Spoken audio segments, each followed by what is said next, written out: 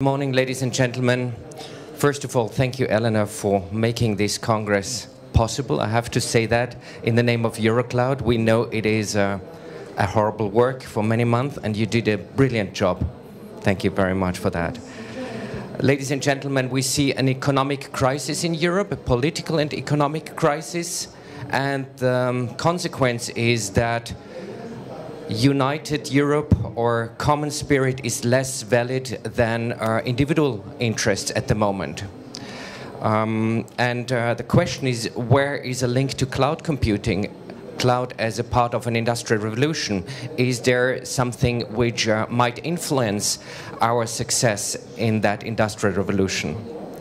What we see is that cloud computing is not such a marketing hype anymore, but it's the foundation of other things. It makes other things possible. If you look, for example, at the very old dream of mankind to have mechanical machines, robots that help you in the house, that clean your house, that help older people. Suddenly, we know now that this technology is available already. And one of the reasons why it is working is that you don't have to process in that robot. You don't have to have the energy in that robot. You don't have to store the data in that machine anymore. It is available in the cloud. Now, technology revolutions are always something which is happening fast normally. This revolution is faster than others. And there are a lot of new topics, a lot of new challenges, a lot of changes, and mankind does not like to change very fast. So technology is always faster than society, and that is a problem we are facing right now. If you look at the European economy, you see that 50% of all companies in Europe have just one person, and 92% of all European companies have less than 10 employees. So our wealth in Europe depends on very small companies who have, with cloud computing, the first time access to production sources that have been reserved to very large companies until recently.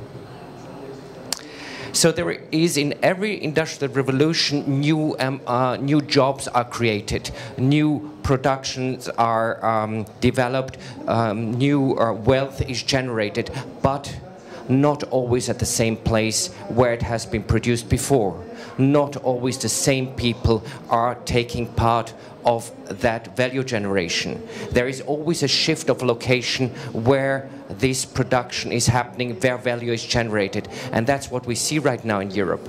So the question of if we are a united Europe, if we support each other, if we have a common spirit in this technology revolution, or if we look on our individual interest, is very important in such an important digital revolution we are facing right now. The key is always know-how. You have to know how to manage multi-providers. You have to know how to be compliant with legal legislation.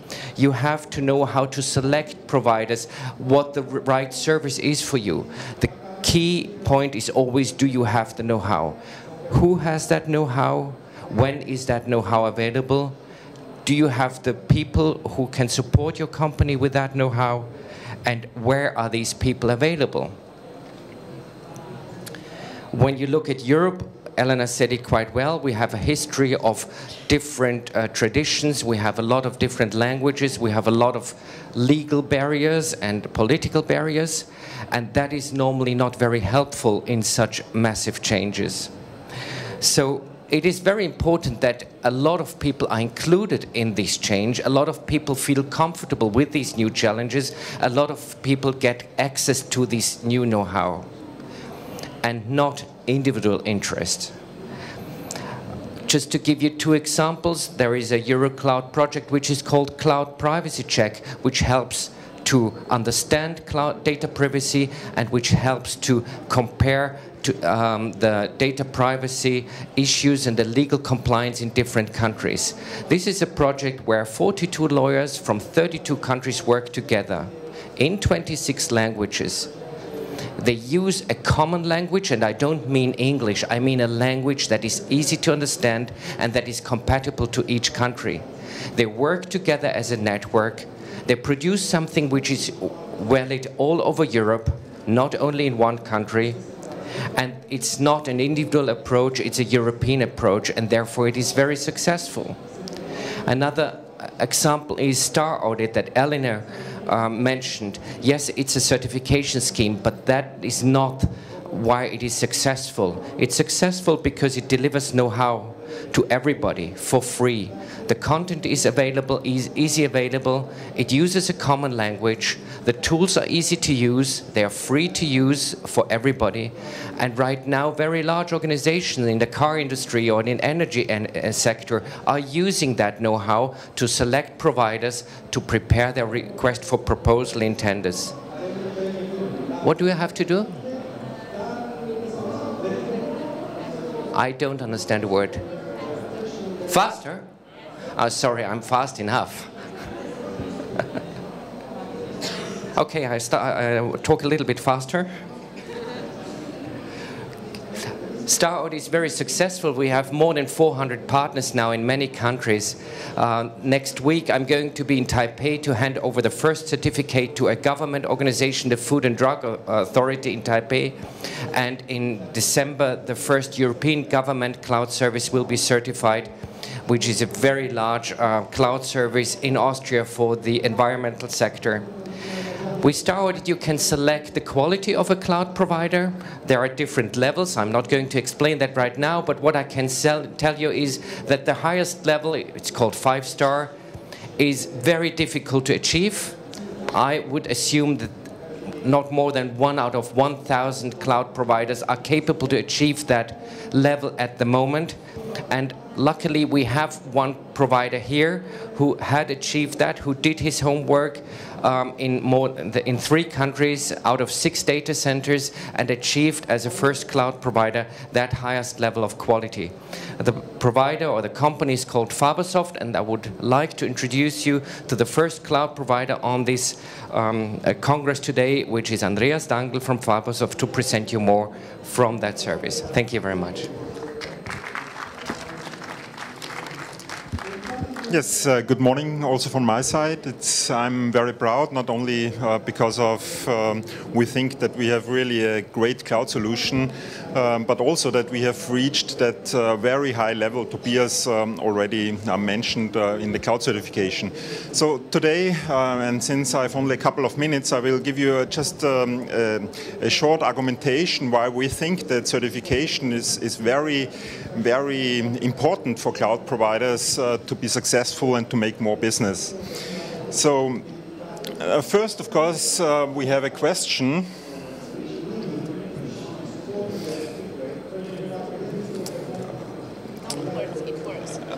It works, but it works slowly. Okay. Okay, so maybe we will not rely on the slides. I will just try to follow my reasoning for the talk. So the question is, what is the arguments why people select clouds, and the question how we as Fabersoft answer this question for our customers is that it's not only the traditional thinking of cost reduction, of extending virtual environments to the cloud, but it's very much the, no, it's always the wrong direction. It's very much the question, how can you compete as a company in this disruptive markets?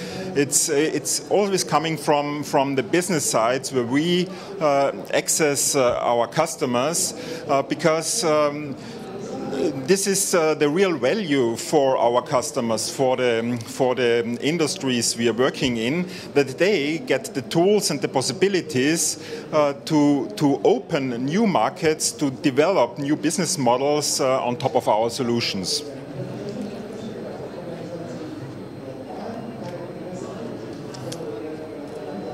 Maybe you can do that while I'm talking, so please.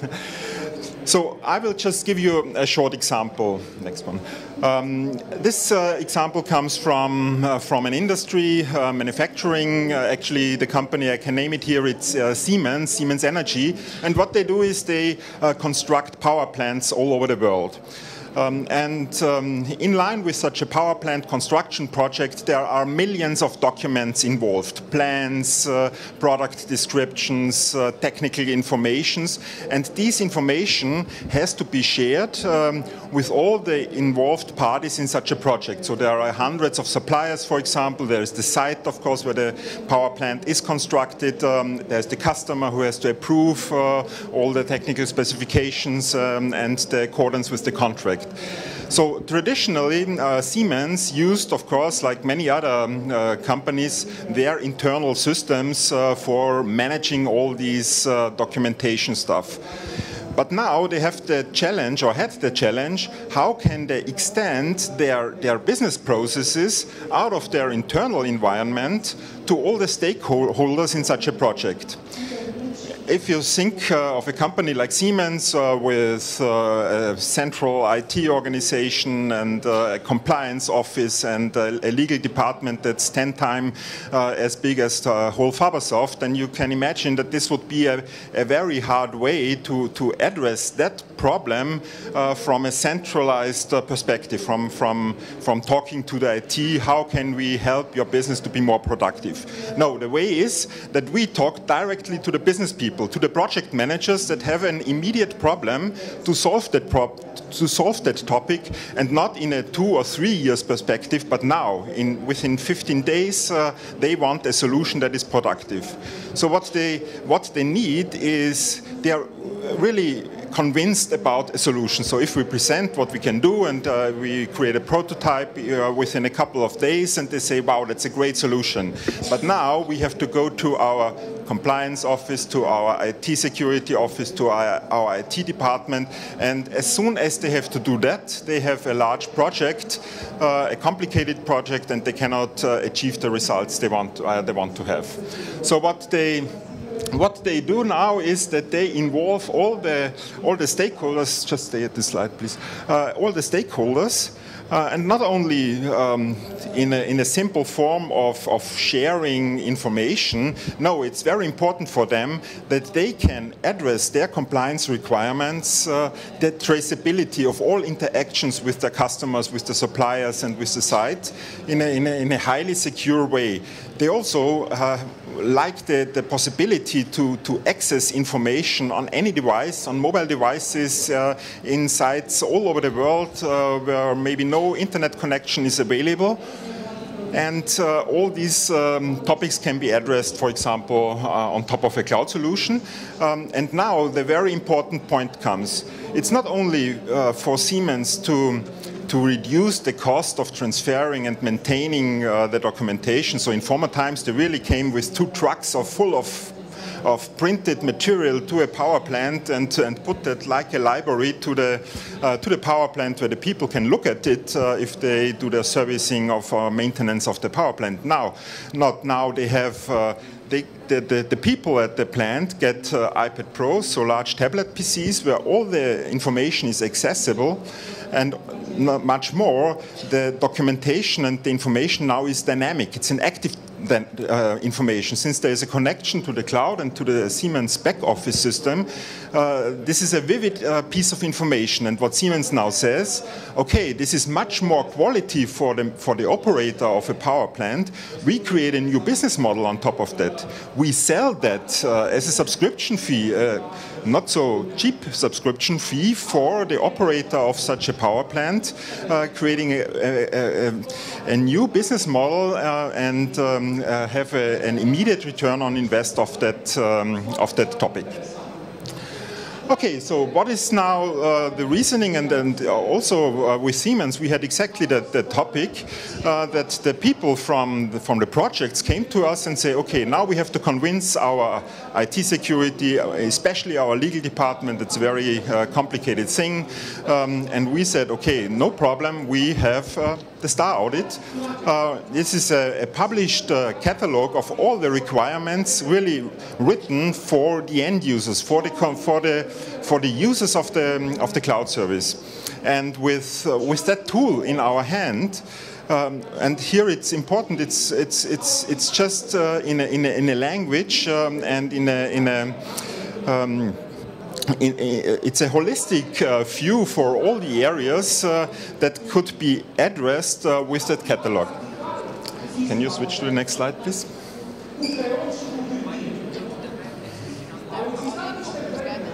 Yeah, so we can go to the, so this is this sort of guidance we as a provider need for our customers that are not IT people, that are not legal people, to help them to have a rating that is understandable by them, and on the other hand, that can be transported to the legal entities, to the IT security entities in their companies to understand.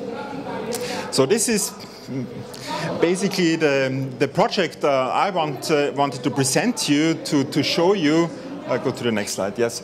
To show you how we as Fabersoft really took a value out of that certification, especially if you want to do your business directly with the production operating departments within big companies. So we are focusing on large companies, so this is really a benefit for us as a provider. Okay. So how could we achieve that 5 stars? Of course, it's a very tough procedure. So it took us about 3 to 4 months to cover only three countries. It's not so tough from the technical part since we are well prepared. It's not so tough from the organizational part, since we have ISO certifications already. The really tough part, of course, was the legal part, to comply with all the legal requirements, the data protection requirements of the different countries we are operating in. But after 3 months, we had that certification, and finally we got the highest level of 5 stars. Thank you very much.